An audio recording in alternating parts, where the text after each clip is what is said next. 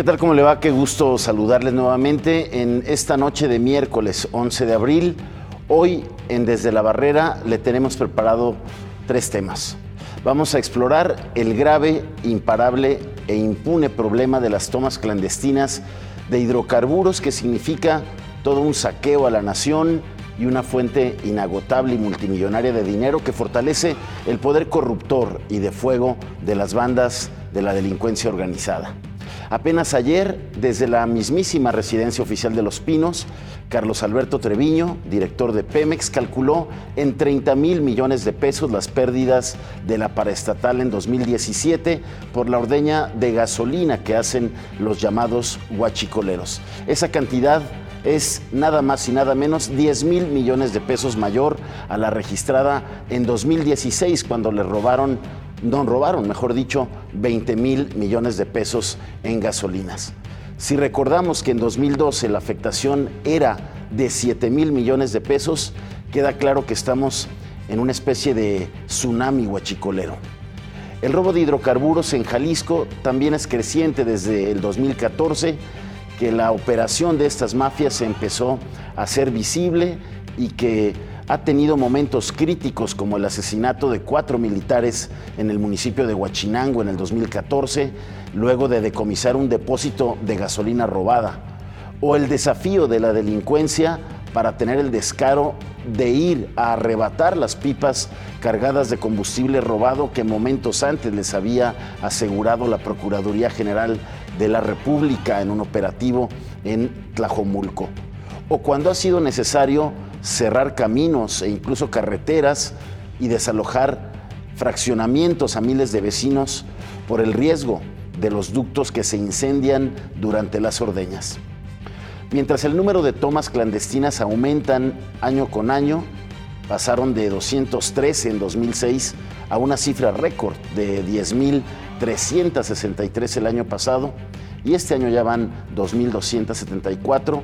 Pese a este saqueo masivo, el número de detenciones absurdamente disminuyen, y en el Senado sigue congelada una iniciativa para incrementar el castigo por este delito, y mientras los huachicoleros convertidos en piratas asaltan ya también los pozos petroleros en alta mar.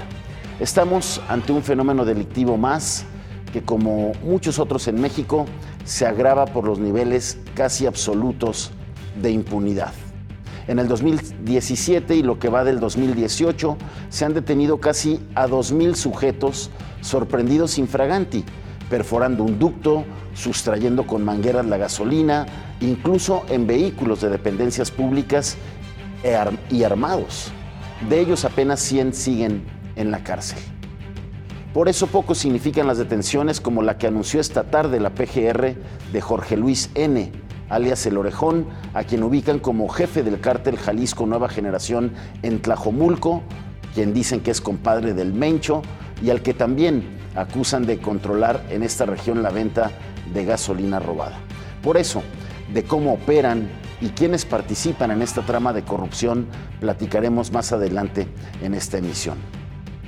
Abordaremos también el añejo conflicto entre ejidatarios y concesionarios del aeropuerto de Guadalajara, que reclaman desde hace décadas el pago de sus parcelas en las que se construyó la terminal aérea. La mediación del gobierno estatal no ha logrado hasta ahora que la Secretaría de Comunicaciones y Transportes del gobierno federal atienda los reclamos económicos de los ejidatarios. Este problema tuvo su último episodio el fin de semana pasado, que el Grupo Aeroportuario del Pacífico cercó con malla de alambre más de 50 hectáreas aledañas al aeropuerto, donde pretenden construir una segunda pista. Los ejidatarios del Zapote rompieron esa cerca y se posesionaron del predio que reclaman como suyo, hasta que el viernes pasado fueron desalojados por policías estatales. Veremos en qué va este asunto y las posibles salidas al conflicto. Veamos más de estos 2 temas en la siguiente cápsula.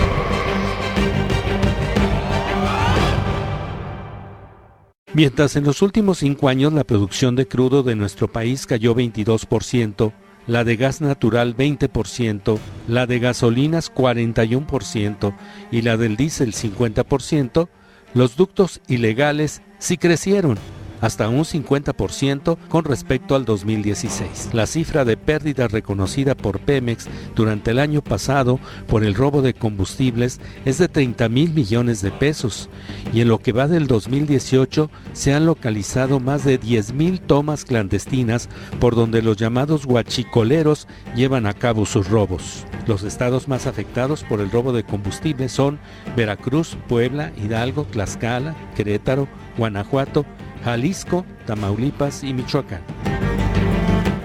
El conflicto entre los ejidatarios de El Zapote y la Secretaría de Comunicaciones y Transportes cumple este año 43 en torno al primer decreto de expropiación obtenido por los comuneros. Pero si lo analizamos desde su origen, que se remonta a 1951, cuando se instala el primer aeropuerto de Guadalajara, ya cumple 67 años. El acuerdo se encuentra lejos de solucionarse si atendemos a los pesos y centavos. El gobierno federal asegura que ha pagado 57 millones de pesos de 61 en total, que considera cuestan las 307 hectáreas en disputa a precios de valor agropecuario. Sin embargo, los ejidatarios solicitan 3.610 millones por estas hectáreas, argumentando que deben ser liquidadas a valor comercial y apegado al destino final por el que fueron expropiadas, es decir, primero a la construcción del aeropuerto y después a su ampliación. Vamos a iniciar en unos momentos más, también además de abordar estos dos temas, con una charla con Alfonso Gómez Godínez, a quien usted ve en pantalla, quien tuvo un fugaz paso por la titularidad de la Secretaría de Educación del pasado 5 de diciembre hasta el 2 de abril pasado, que Francisco Ayón regresó al cargo luego de renunciar a tomar la candidatura del Distrito 8 para buscar una diputación local. Gómez Godínez asumió hace un par de días como subsecretario de Asuntos del Interior y platicaremos con él de la agenda urgente que encontró en su nuevo encargo en Jalisco. Lo invitamos a participar, desde luego, en esta conversación enviando sus mensajes al WhatsApp 33 22 42 0690 y a través de nuestras redes sociales, donde también estamos atentos a sus comentarios sobre los robos imparables de gasolina y el viejo conflicto del aeropuerto. Siga con nosotros, vamos a una pausa y regresamos.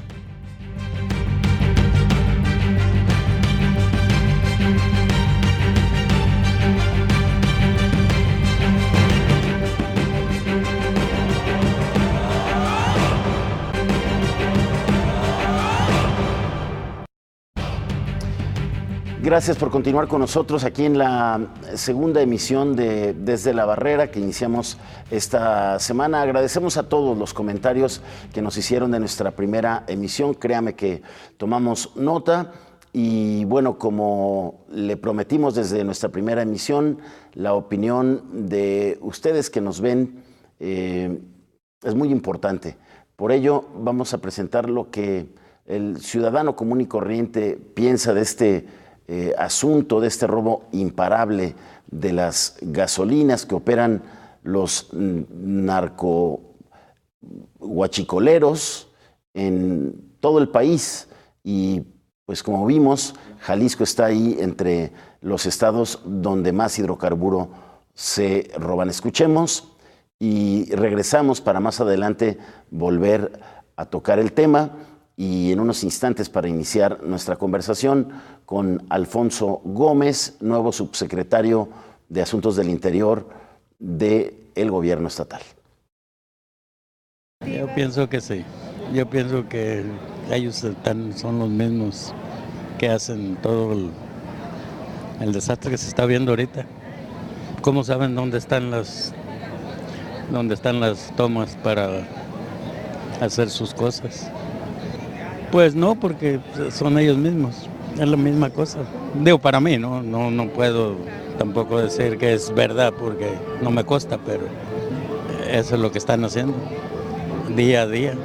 Que ya no iba a subir y que sabe cuánto, y diario, que para la semana que entra sube la gasolina y los sueldos por el suelo y lo demás, la gente pobre es la que lleva todas las cosas. Sabemos que sí, sabemos que hay cierta coalición entre ellos internamente, pero bueno, no queremos profundizar el tema porque todo el mundo sabe cómo está la situación, ¿no?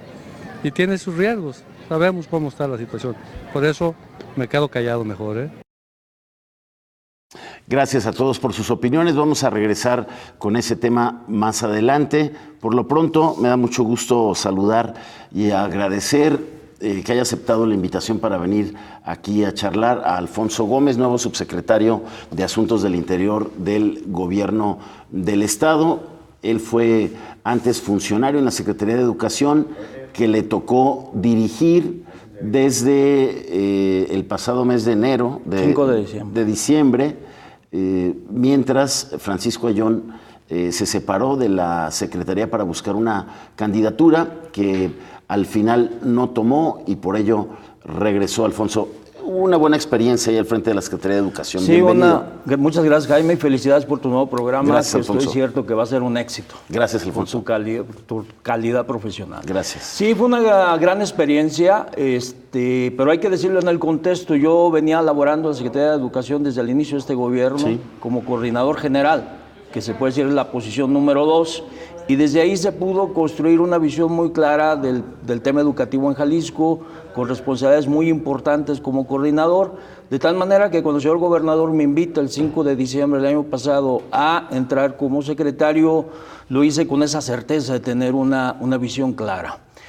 Asumimos la secretaría el 5 de diciembre con un hecho que a mí me marcó ese mismo día, porque ese mismo día sucedió el caso del jovencito Wallace, sí, el caso de bullying, que todo mundo conoce, un caso dramático, sí, sí, y que a mí me marcó en la necesidad de trazar una ruta para enfrentar ese problema que está afectando el sector educativo en Jalisco. Tomé una decisión dolorosa, pero algunos me dijeron inédita en la historia del país, de cesar a un director por no cumplir con los protocolos en materia que fue el director de esa escuela, de esa escuela, exactamente. Pero no nos quedamos en eso, sino que tuvimos que hacer una revisión muy a fondo de los protocolos, del marco normativo y del marco institucional que tiene hoy en día la Secretaría de Educación para enfrentar este tipo de problemas.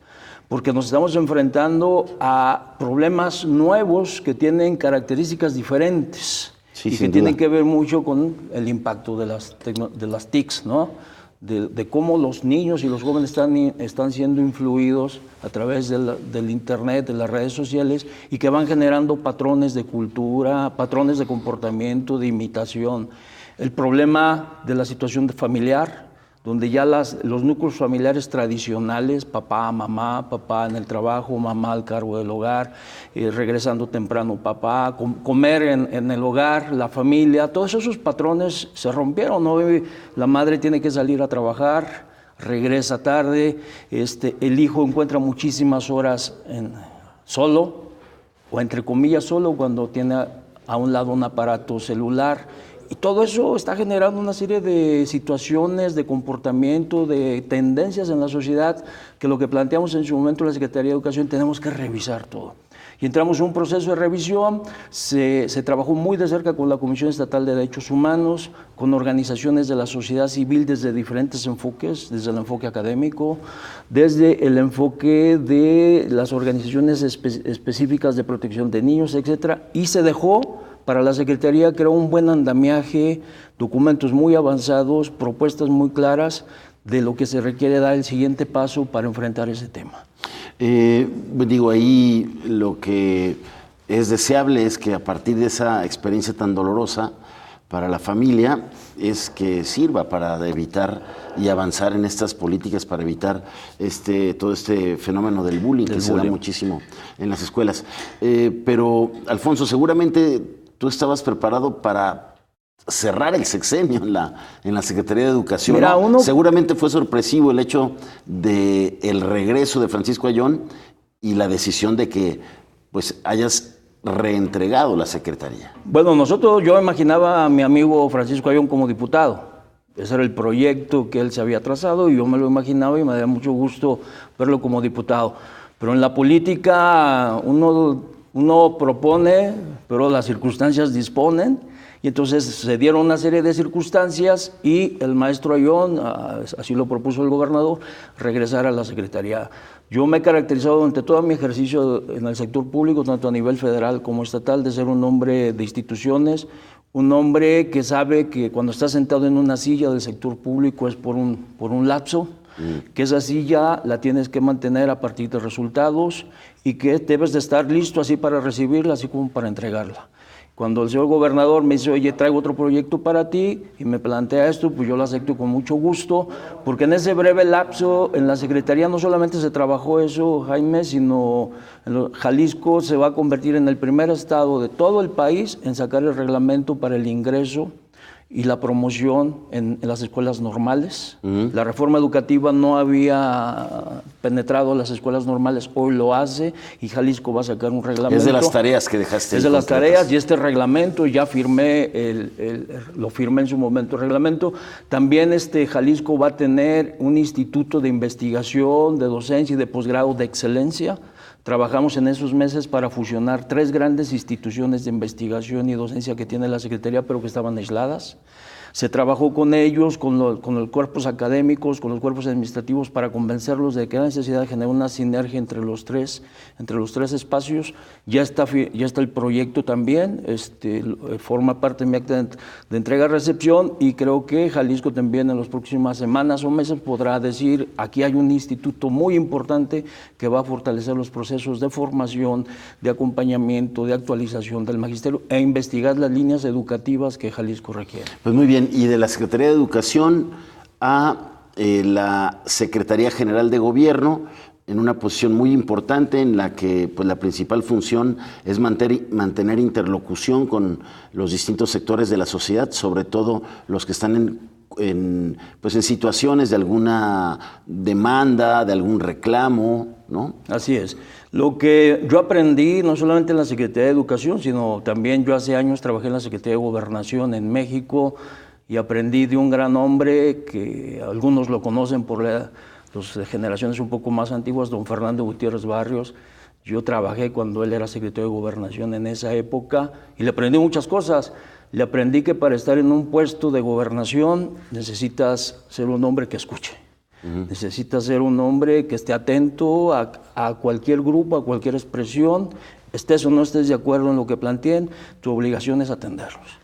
Aprendí de él. Ahí en esa oficina, nada más para los amigos que nos ven, en esa oficina es donde se lleva la contabilidad de todas las manifestaciones que hay a lo largo de un gobierno, de una administración. Exactamente. Aprendí de él que hay que actuar con serenidad, de hacer opciones, de plantear opciones y de plantear siempre en la mesa las opciones de ganar.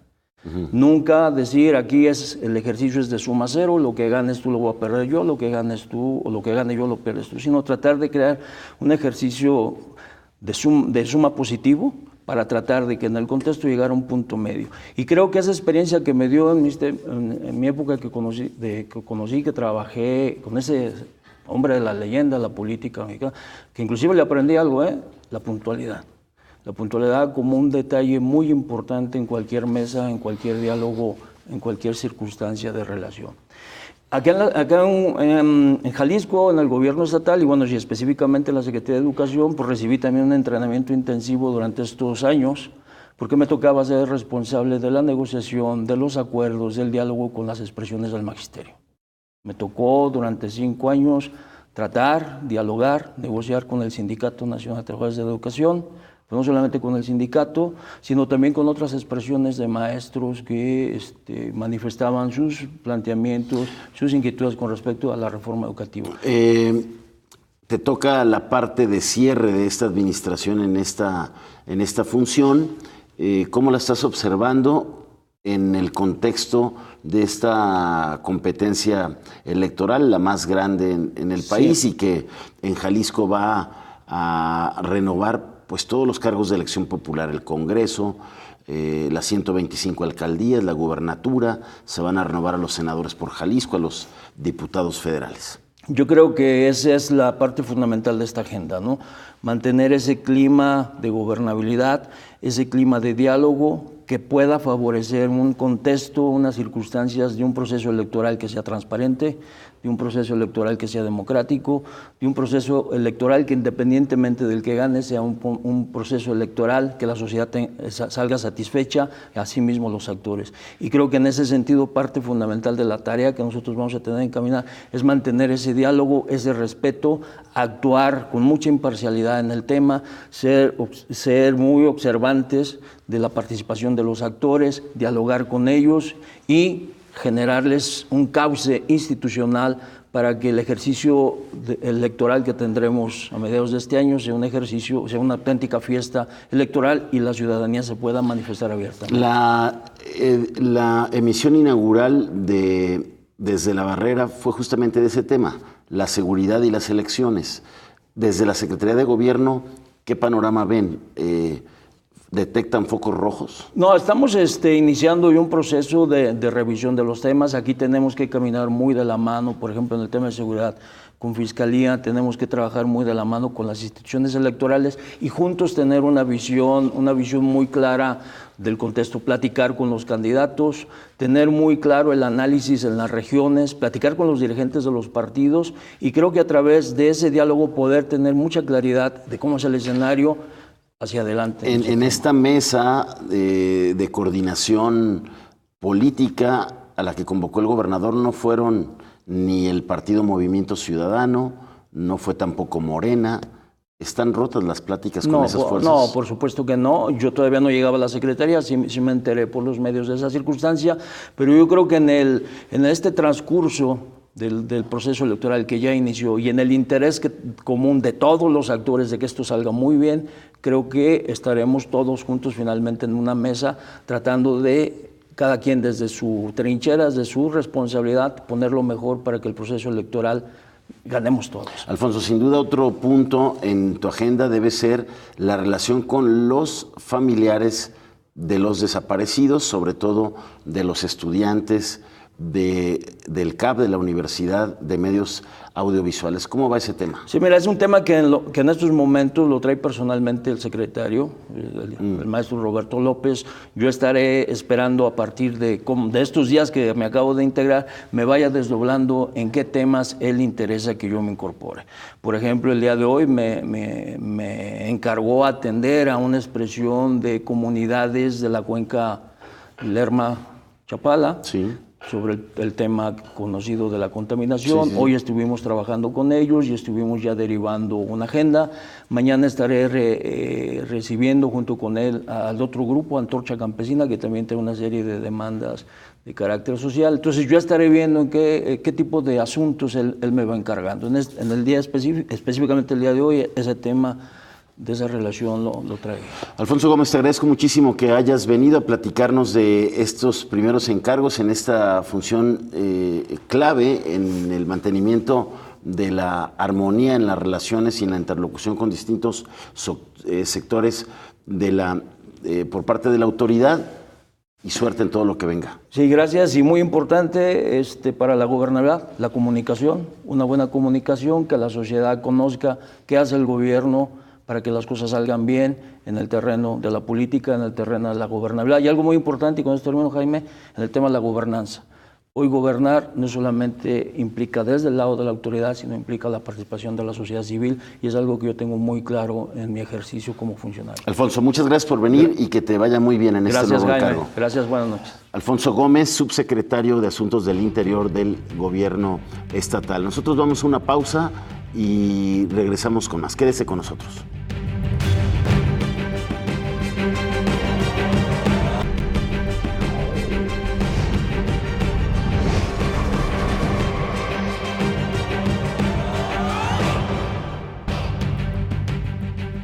Gracias por continuar con nosotros aquí Desde la Barrera. Gracias también a todos por los comentarios. Gracias por su participación a través también de nuestras redes sociales. Agradezco a don José de Jesús Nava, quien nos comenta de este asunto del robo de la gasolina. Dice, participan en esta trama de corrupción que es imparable y creciente, el robo de gasolinas. y de huachicoleros, los mismos ciudadanos que la compran. Bueno, pues eso, la verdad es que tiene razón don José de Jesús Navas. Si no hubiera quien la comprara, pues no se robaría, aunque también se vende mucho en las gasolineras.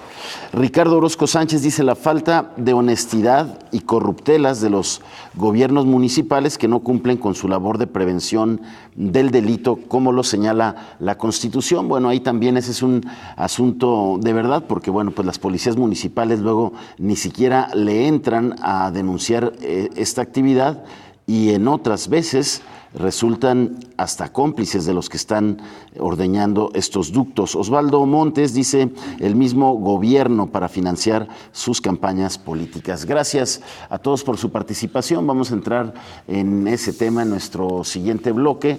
Por lo pronto, me da mucho gusto saludar aquí en nuestro estudio a los abogados que están acompañando a los ejidatarios de el ejido El Zapote, el abogado Nicolás Vega. Yo soy bienvenido. Ejidatario. Es expresidente del Ejido ejido Zapote del Zapote y ejidatario. De los ejidatarios. Bienvenido, don Nicolás. Muchas gracias por darnos la oportunidad de estar aquí en tu programa. Sergio Arturo Pérez, abogado de los ejidatarios. ¿Cómo estás? Buenas noches. Muy bien, buenas noches. Gracias por tu invitación. Pues volvió a un nuevo episodio de este conflicto, don Nicolás Vega. Pudimos platicar de él pues desde el viernes pasado, que hicieron ustedes la protesta ya fuera de Palacio de Gobierno y de la Casa Jalisco por este nuevo terreno que cercaron los directivos del aeropuerto, argumentando que estas 50 hectáreas donde pretenden hacer la segunda pista del aeropuerto es de su propiedad y parte de la concesión, don Nicolás. Sí, mira, Jaime, estas 50 hectáreas están a un lado de donde se pretende hacer la segunda pista, es la presa de San José, un terreno que tenemos poseyendo desde toda la vida. Nosotros aquí traemos planos definitivos donde demuestra que el legítimo dueño desde 1938 es el ejido El Zapote y que ahí no hay ninguna pequeña propiedad. Nosotros colindamos con el ejido Santa Cruz del Valle y ellos colindan con el ejido El Zapote. No hay ningún pequeño propietario. Ellos mañosamente sacaron una escritura que no tiene ninguna validez. Ya la checaron también los de gobierno del Estado, porque hemos estado en pláticas con sus asesores. Ellos están conscientes de que esa escritura es chueca, no tiene ninguna validez, y sin embargo, pues, gobierno del Estado les está prestando todo el apoyo a través de la Fiscalía y la Fuerza Única. Y bueno, pues la sorpresa fue que el sábado último del mes de marzo, cuando llegaron unos compañeros a preparar sus terrenos, que ya los tenían barbechados, pero a querer rastrear, pues ya estaba lleno de elementos de la Fiscalía y de la Fuerza Única, y ya no los dejaron entrar a sus predios, ya enmayando. Hubo un altercado el lunes 2 de este mismo mes, donde pues, los dueños se sienten indignados, los dueños de los terrenos rompieron esa malla y se metieron, pero a los 3 días volvieron, pusieron una malla ya más en forma, se volvieron a meter otra vez los compañeros, y el viernes llegaron con camiones de granaderos, de la Fiscalía, inundaron la presa de San José y otro terreno que tenemos ahí, donde tenemos certificados parcelarios, donde está todo en orden, incluso de la presa también está todo en orden, aparecen nuestros planos. Investigamos el registro público de la propiedad, no existe, a la ex hacienda no le quedó ningún terreno para que pudieran hacer ninguna venta como ellos lo dicen. Y el secretario general de gobierno, él lo sabe que no tiene argumentos legales y nada más, ahora sí es la fuerza en contra de la ley. Comentábamos, abogado, que pues la mediación de la Secretaría de Gobierno no ha sido suficiente para llegar a un acuerdo tanto con los directivos del aeropuerto como con las autoridades federales de la Secretaría de Comunicaciones y Transportes, que a final de cuentas es la dependencia que tiene la última palabra sobre este asunto, ¿no? Y que lejos de resolverse el primer conflicto de deudas del pago de las hectáreas de la primera etapa del aeropuerto, hoy ya metieron otro terreno donde quieren ampliarlo. Entonces esto parece que es un cuento de nunca acabar. Es cierto, Carlos. Mira, aquí lo triste del problema es de que nuestro gobierno, tanto federal como estatal, están cayendo en una problemática, pues, como ya lo dijo el compañero Nicolás, de ingobernabilidad, para empezar. ¿Por qué? Porque si no se dedican a resolver el problema del pago de los terrenos que ya fueron materia de juicio de garantías, que se les ganó, se les comprobó que ese decreto expropiatorio fue nulo de pleno derecho y quedó nulo incluso. Ahorita ya está insubsistente su registro, el registro agrario nacional, donde ya se determinó que ese decreto quedó sin materia, porque así lo dijo ya el tribunal colegiado. Ahora bien, Carlos, pasando al tema de la invasión que el Grupo Aeroportuario, de forma ilegal, le está haciendo a los ejidatarios, y que que está permitido por el gobierno del Estado, pues es triste, Carlos, porque ya les hemos demostrado la irregularidad que están cometiendo en contra del ejido, porque ambos ejidos son colindantes, ahí no hay ninguna superficie que diga está escriturada. Los señores están en su posesión de sus tierras, los señores ejidatarios la están trabajando desde 1939, cuando los ejidatarios entraron en posesión de sus tierras, que les fueron dotadas. En el año de 1939 les concedió una resolución presidencial que les dota por ampliación de tierras, 562 hectáreas, de las cuales esa superficie es parte de la entregada al ejido. Y hoy nos encontramos con que existe una escritura.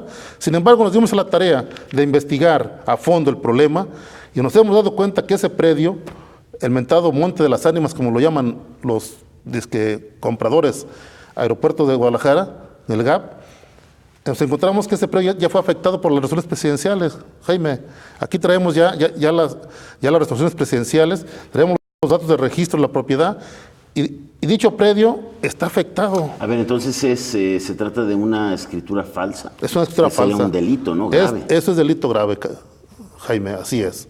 Entonces nosotros hemos estado ya con jurídicos del gobierno del Estado y ya les corroboramos con documentos, con datos suficientes técnicos y documentales en los cuales pues ya aceptaron que el ejido Zapote tiene la razón, que el ejido Zapote es el dueño, pero siguen trabajando, Jaime. Don Nicolás, ¿y qué dicen los ejidatarios y cuál es la postura? ¿Qué acciones vienen después de estas acciones de los últimos días? Mira, es indignante lo que está pasando en el ejido El Zapote. Es indignante ver cómo los legítimos dueños, aquí traemos una suspensión de plano donde se la otorga un juzgado donde no deben de ser desposeídos. Los posesionarios de esos dueños nos los acaban de entregar hoy, donde ya tienen unas garantías donde no pueden ser desposeídos de sus predios. José García Franco, Carlos Lozano Mosqueda, Antonio Chávez Larios, Carlos Altamirano Cervantes. Ellos todos son ejidatarios. Todos tienen predios en ese terreno. Y aquí traemos una suspensión de plano donde los señores no deben de ser desposeídos, se les deben de entregar sus terrenos, porque siempre los han trabajado. María Luisa Cervantes Carrizales, Antonio Quila Patiño, Guadalupe Mosqueda Flores, Juan Francisco Lozano Navarro, Bertalicia González Solís, Catalina Godínez González, entre otros. Pues se sienten indignados que llegan a sus predios, la fiscalía, está la fiscalía cuidándolos con granaderos. Ellos son los dueños de los predios que fueron cercados. Ahora. Ellos son los legítimos dueños de los. Hay 35 ejidatarios ahí. Ahorita tenemos estas suspensiones, pero van a ir saliendo más, porque, como dice el licenciado, el secretario general ya se platicó con sus asesores ya le dijeron que esa escritura es falsa, no tiene ninguna validez, no tiene ningún sustento legal, nada más lo fabricaron ahí el grupo de Azores y Yáñez Soto, que son personas que se dedican a falsificar documentos, como lo hicieron en la tequilera El Centinela, como lo hicieron en el OmniLife, como han hecho muchas escrituras falsas. Y bueno, todavía el gobierno del Estado les sigue prestando los servicios, la seguridad de toda la Fuerza Única. Y la fiscalía. Y qué tristeza que estén pasando esas cosas, que los españoles, no tanto pues, que yo sé que tienen derecho también, si invierten en algún país, pues generan ingresos, pero no se vale que vengan otra vez a engañarnos, ahora sí a robarnos nuestros terrenos, porque eso ya ni siquiera es un despojo, es un robo, los señores están conscientes. en contra del ejido Zapote. Mira, nosotros tenemos amigos ahí. La Policía Federal no le quiso entrar porque ellos diario hacen rondines ahí en el periférico del aeropuerto y ellos ven que son los legítimos dueños los del ejido Zapote y les da pena lo que está haciendo la Fiscalía y Gobierno del Estado. ¿Hubo una oportunidad de negociar, de resolver en algún momento, hace un par de años y todavía el año pasado, el primer conflicto, el del adeudo que tienen, pero ustedes no estuvieron de acuerdo con la forma en que tasó el precio la Secretaría de Comunicaciones y Transportes? ¿Ese tema en qué va? ¿Está todavía rezagado? Y bueno, pues ya surgió este otro, entonces el problema está ahí más atorado que nunca. Acuérdate que el ofrecimiento que hicieron de 20 millones, algo así, primero hubo un acuerdo del juez tercero donde dio por cumplida la sentencia con ese acuerdo que sacó, pero el colegiado se lo revocó, le dijo, esa no es la forma como se te está indicando en la sentencia a favor del ejido El Zapote que le debes de pagar. La forma como le está diciendo son los valores que nosotros les hemos dado de 848 pesos metro, que eran hace 3 años. Ahorita ya la cantidad ha subido mucho más, ya no es lo mismo. Y los señores no lo han querido acatar, pues, porque ellos sí le entienden, no lo que dice el secretario de Comunicaciones y Transportes, que no le entiende, sí le entiende, sus jurídicos también le entienden. Lo que pasa es que están evadiendo, pues, cumplir con esa sentencia y como que se lo quieren dejar al que sigue. Y ni siquiera lo van a pagar ellos. Ya había un convenio que lo habían autorizado. ¿Iba a pagar SCT? No, había autorizado SCT que lo iba a pagar el Grupo Aeroportuario. Y Grupo aumentando la Aeroportario concesión de 3,000 millones de pesos, donde ocupamos los terrenos de la Loma Parda, los de San Francisco, y con el tema viejo. Ofrecían 1,200 millones por el tema viejo. Así es, abogado. A ver, dicen que eso no prosperó porque la SCT tiene miedo de que si se arregla en Guadalajara, pues van a saltar un montón de conflictos también de terrenos en otros aeropuertos del país. Mira, Jaime, en Cancún, hace 3 años, tuvieron que pagar una cantidad grande, porque así lo ordenó la Suprema Corte de la Nación. Eso que les da miedo, pues es un problema de nuestro gobierno, porque todos los temas los ha dejado que crezcan. Aquí, si se haya aterrizado el tema bien del ejido Zapote, a lo mejor no se tendrían en esos problemas. Sin embargo, nuestro gobierno tiene que crecer los problemas. Simplemente, en reuniones que hemos tenido con ST, siempre hasta como que hasta que dice, no, tenemos 4,950 expedientes, nos ocupamos del Zapote, no hombre, ahí síganle. O sea, como que hasta se burlan, Carlos, de los problemas que tienen lo del gobierno con los ejidatarios, con los ejidos, con propietarios. Hoy en día, el aeropuerto de Guadalajara, Jaime, ningún metro tiene legalmente. Todo está irregular. Nada ha regularizado el aeropuerto. Tan es así que por eso no tienen un plano de ejecución donde Ejido ya le haya entregado legalmente la tierra a la ST o a SEDAT, para que SEDAT le entregue a ST. Los ejidos de Santa Cruz también están en lo mismo. Toluquilla, San José del Verde, del Valle. Y así los propietarios andan todos en problemas. El aeropuerto hoy en día está en conflicto toda la superficie. Por eso no tienen un acta de ejecución que ellos digan, este es mi documento que me avala. Únicamente se valen de la concesión que le otorgó la ST al grupo aeroportuario, que dicen, me protege 1,062 hectáreas. Es falso. Esa concesión no tiene un sustento jurídico legal. Muy bien. Gracias, abogado Sergio Pérez, por traernos estos documentos. Los vamos a analizar a detalle. Don Nicolás, ¿qué sigue? Mira, eso también lo están haciendo como un distractor. Por las manifestaciones que estamos haciendo, bueno, en reclamo de que se nos paguen, ya hay una sentencia, los señores están haciendo grandes negocios de muchos años. Los señores del grupo aeroportuario deben de pagarle al ejido. Sacan muchísimo dinero, no tienen necesidad de robarse terrenos. Recuérdanos qué suma está pidiendo el ejido por estos terrenos. Ahorita ya la cantidad de lo que se debe, de los abonos que hemos sacado, son más de 4,500 millones de pesos de las 306 hectáreas.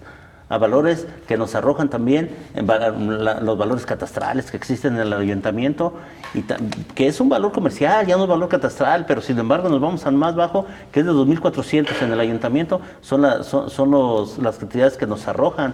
Y lo que sigue es que nosotros vamos a seguir con nuestras manifestaciones. El viernes vamos a seguir con la manifestación a las 5 de la tarde, donde pues invitamos a la sociedad civil para que nos acompañe, y nos van a acompañar muchos. Bueno, pues vamos a estar pendientes, don Nicolás, gracias por venir y pues esperemos que se llegue pronto a un acuerdo. Hay la mediación, sigue la mediación del gobierno del estado para tener esta reunión, ¿no?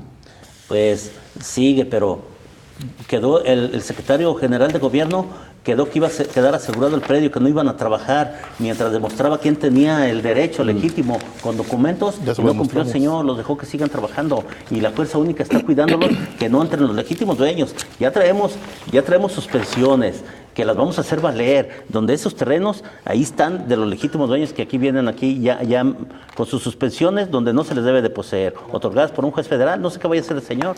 Bueno, pues ahí está este asunto que mientras no se resuelva, pues no se va a cumplir tampoco esta idea en la que también todos están de acuerdo en que el aeropuerto debe de crecer, porque está prácticamente ya al límite de su capacidad. Sin embargo, hay pues fallos judiciales que dan la razón a los ejidatarios en el sentido de que hay una deuda ahí que primero tiene que cubrirse para que haya cualquier posibilidad de crecimiento ahí en el aeropuerto. Gracias, nosotros vamos a una pausa y regresamos.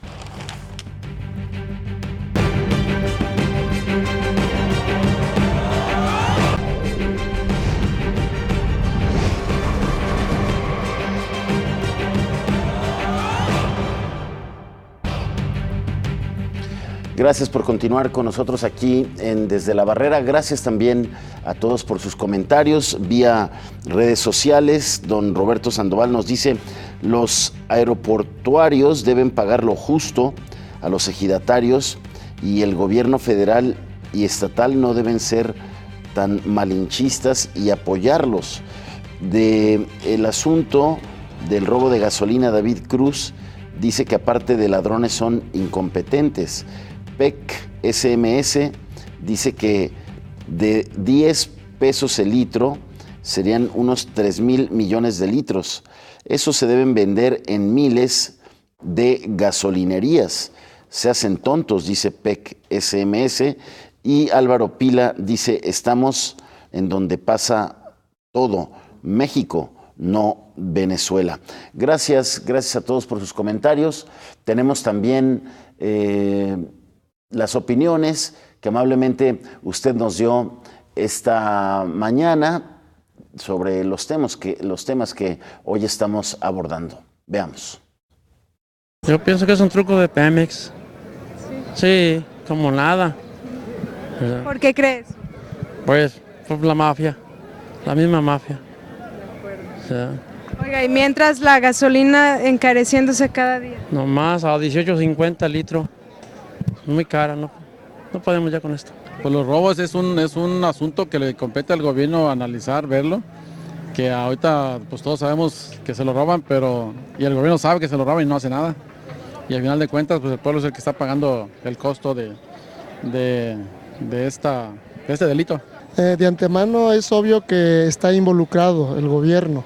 Esa situación de los huachicoleros son puro que salen en los noticieros, pero la verdad es que el mismo gobierno a través de Pemex son los que llevan las pipas a los ciertos gasolineros están coligados, pues. Entonces es una falsedad que digan que todo eso se lo roba a la gente común. No, esta situación es del mismo gobierno, del mismo sistema. Sí, de antemano es evidente, esta situación de que se roban el combustible es para justificar los desfalcos que hacen en Pemex, que hace el sistema del gobierno. Bueno, pues así está este tema que, como le comento, ayer desde la residencia oficial de Los Pinos, el nuevo director de Pemex calculaba en 30,000 millones de pesos el costo de la ordeña de gasolina en los ductos de Pemex, y pues la impunidad, la falta de castigo a todos los que hacen esta ilícita actividad, pues ha hecho que ya no solamente estén ya robando en tierra firme, sino que incluso estos guachicoleros se disfrazan ya y se equipan de piratas para ir a asaltar en alta mar las plataformas de Pemex e incluso los buques de Pemex. El caso es de escándalo, la impunidad. También decía también el director de Pemex que entre el 2017 y el 2018 detuvieron a más de 2,000 personas a quienes agarraban infraganti, como le comentaba al inicio del programa, y sin embargo al momento, dice, cuando mucho hay 100 detenidos, mientras que en el Senado hay una iniciativa detenida ahí para incrementar el castigo a los que cometan este delito e incluso a aumentar los llamados delitos fiscales, porque desde la autoridad también consideran que es en las gasolineras donde se deben de vender toda esta gran cantidad de hidrocarburos robados. Vamos también, como muchos de ustedes comentaban, en la trama de corrupción debe haber muchos participantes, desde los mismos funcionarios de Pemex. Decía, hemos corrido a 100 y pues no se ha solucionado nada. El fenómeno y el robo es creciente.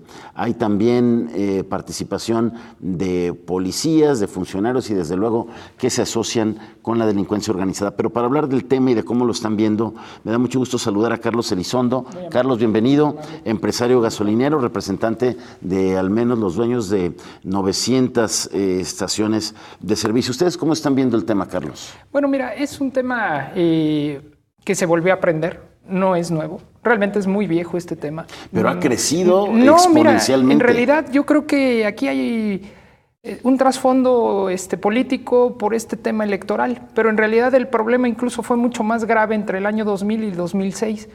No digo que no sea grave ahora, pero me llama la atención que en este momento hablen de este problema tan grave. Quiero decirte que... No, bueno, es que en el 2006 había 700 tomas clandestinas y en el 2017 cerramos con más de 10,000. Pero ahí inició el problema. Y te quiero decir una cosa, mira, la autoridad se ha hecho de la vista así que no ve el asunto, pero te quiero decir que en las carreteras, en las autopistas, todo el mundo lo puede ver, no es algo nuevo. Sí, entre claro, la Ciudad de total. México y Laredo, en cada población se vende gasolina en tambos. Sí. Pasa la Policía Federal enfrente, bueno, incluso se detiene en esos lugares. No digo que la consuma, pero se detiene y no pasa nada, ¿no? Entonces, cuando hablan de que estamos involucrados todos, puede ser cierto, pero también te quiero decir que yo como representante de 900 empresarios gasolineros, escuchas todos los temas. Y, por ejemplo, te quiero hablar de que en las zonas serranas de Puebla, de San Luis Potosí, de Hidalgo, principalmente de Veracruz también, el tema es mucho más grave. Es que llegan estos personajes llamados guachicoleros, llegan totalmente armados y al empresario gasolinero le dicen, mira, te voy a echar esta gasolina y me la tienes que comprar. Y entonces cuando tú tienes a 20 personas armadas enfrente de ti, pues no te deja mucho margen, ¿no? Entonces, y la autoridad cuando lo denuncias, te pone una cantidad de trabas para atender el asunto, ¿no? Por eso cuando hablan de que todos estamos involucrados, creo que el Estado de Derecho no se está aplicando. ¿Qué petición han hecho ustedes a la autoridad para evitar verse en esa situación? Mira, cuando existen estos robos, porque es un robo finalmente, nos meten gasolina en nuestros tanques para que nosotros se las compremos, si tú quieres a un precio menor, pero obligados. Y por eso pongo muy en claro las zonas serranas, donde la autoridad aparentemente no puede llegar tan rápido. Nosotros levantamos las denuncias y damos el seguimiento, pero hasta hoy no hemos visto que haya una acción muy concreta de parte del gobierno. ¿Cuál es la petición que ustedes están haciendo al gobierno o qué salida le ven a este problema? Mira, la verdad es que creo que el problema es tal vez un poco más sencillo de atender con la tecnología que tenemos hoy. Para empezar, te quiero decir que robar de los ductos no es tan sencillo y es cuando todos decimos, bueno, alguien está involucrado dentro de Pemex. Cuando Pemex manda el combustible por los ductos que todos conocemos, no es tan sencillo como yo llego, abro el ducto y lleno mi pipa. No. Hay un momento muy concreto que puede ser de entre hora y hora y media, en el que el combustible baja de presión Y en ese momento es cuando se pueden abrir los ductos. Y ese momento solo lo puede saber gente que manipula los ductos desde Pemex, desde central a central. Si tú lo haces en el momento en el que mandan el combustible con toda la presión, abres y en ese instante la gente muere. O sea, no es tan sencillo como pareciera. Son ingenieros los que están involucrados en el tema. Carlos Elizondo, se nos acaba el tiempo. Vamos a seguir hablando, desde luego, de este tema que crece en México por todos estos niveles de impunidad y falta de castigo a quienes lo están cometiendo. Te agradezco mucho que hayas venido. Y yo no quiero despedirme sin antes enviarle un abrazo solidario a nombre de todos los compañeros de Canal 44 a nuestro estimado y querido amigo Carlos Martínez Macías, director de información de Canal 44, por el lamentable fallecimiento de su padre. Un abrazo a ti, Carlos, y a toda tu familia. Gracias a usted por acompañarnos, que tenga una excelente noche y nos vemos por aquí nuevamente el viernes. Pásela bien.